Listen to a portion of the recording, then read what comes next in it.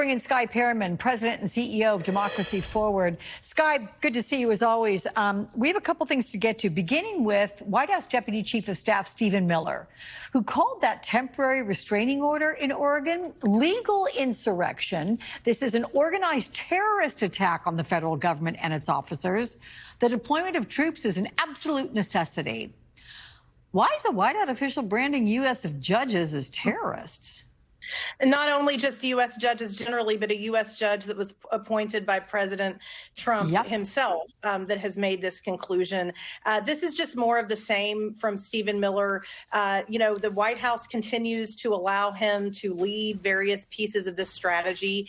It's not clear to me that he's read or checked out the Constitution in a while, because he seems to think that his edicts over tweets can somehow replace what judges and what our Constitution provides in this country. But Americans should be alarmed and should be asking questions of their government, should be demanding that the president answer for why he is allowing Stephen Miller to make these statements and why he is allowing Stephen Miller to continue to drive a strategy that judges across the board, Republican appointed judges, Democratic appointed judges, judges appointed by President Trump himself, have said that this is just unlawful and un-American.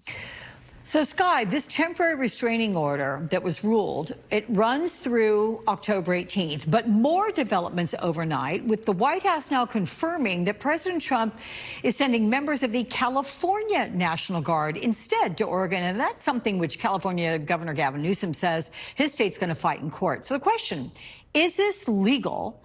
Is Trump violating this order by just trying to work around it? Yeah, I mean, this is, again, more of the same from an administration.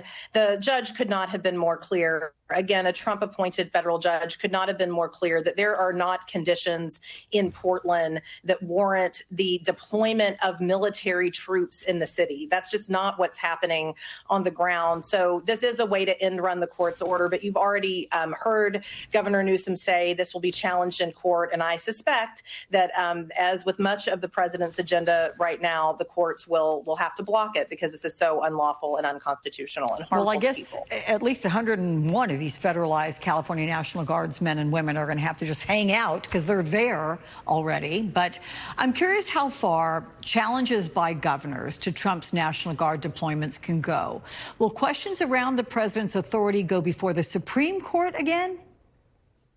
Well, I think that you could certainly see these things going to the Supreme Court. But the important thing for Americans to see here is the governors are doing their job. I mean, they're standing up and saying, we know what's happening in our state. We're not going to allow military forces that are not supposed to be used in our cities, that are not here to try to put out, the day-to-day living of American citizens. These governors are standing up to that, and that is good. It is powerful. We want all Americans to see themselves in this fight and to speak out in this time. Got to tell you, Skye Perryman, I'm always glad when you're on the show. And to that I say, keep on keeping on. You and Democracy Forward. Thank you so much. We'll see you again very soon.